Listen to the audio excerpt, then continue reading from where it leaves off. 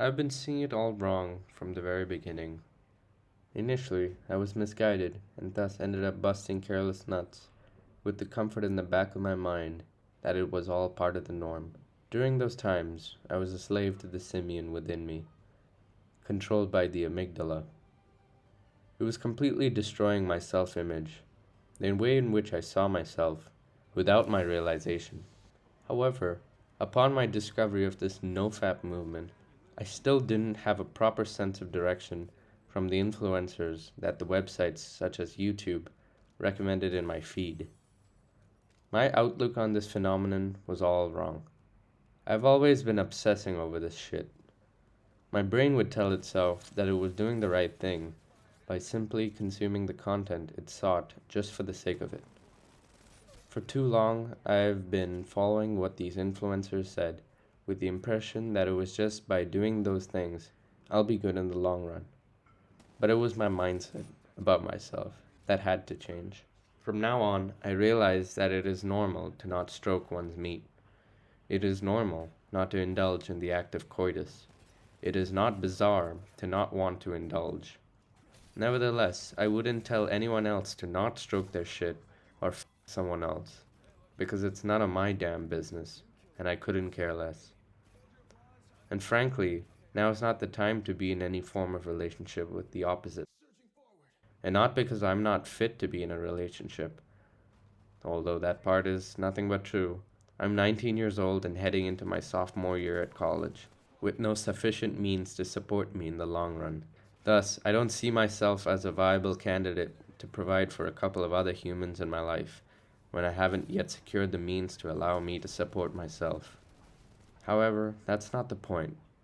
I need to focus on myself and improve myself in loads of different spheres.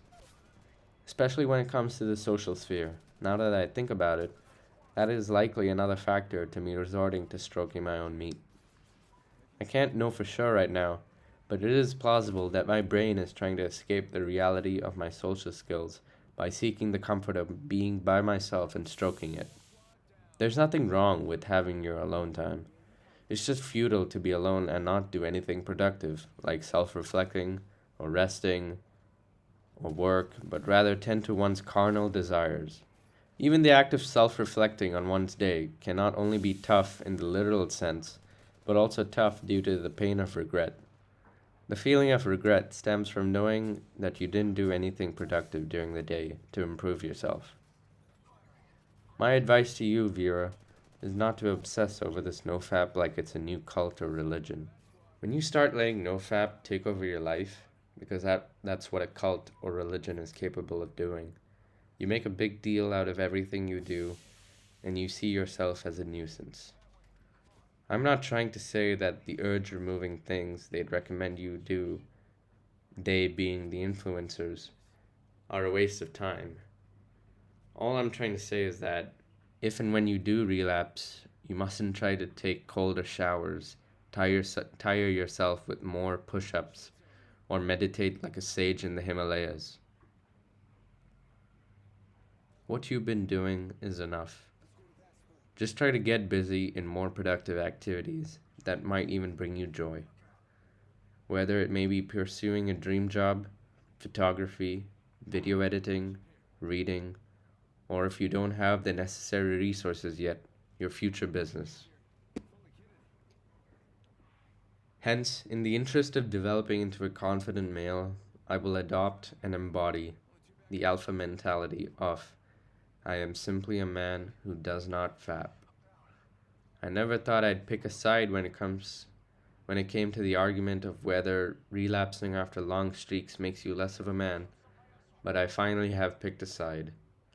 And in my humble opinion, no matter how many times you relapse or whether you succumb to the chaser effect after you do relapse, I will think of you, or in the case of myself, as a lesser man, because you resort to the instant pleasure route instead of facing your challenges or fears. What I'm saying may not be what you wanted to hear. Maybe in the back of your mind you clicked on this video with the hope of some excuse to give yourself a break and not stress about the relapse. Or you may have stumbled across this video after YouTube recommended it to you since it realizes that all you do is go down a negative spiral of instant gratification while tricking your brain into thinking that it's doing the right or productive thing. But I'm here to snap you out of it, and hopefully have you realize that the change starts with you. Sure enough, you've at least made the improvement, made the right change to want to alter your life by watching these self-help videos. But at some point, they will simply replace the other videos that you were addicted to watching, as it did with me. Thank you everyone for watching. I hope you got something eye-opening or informative from this blog slash video slash vlog. This information was initially intended as a blog, but I decided since I have a YouTube channel, why not turn it into a video blog? And I'm hoping that it will have some impact at least. Thank you. Like and subscribe if you want. And peace.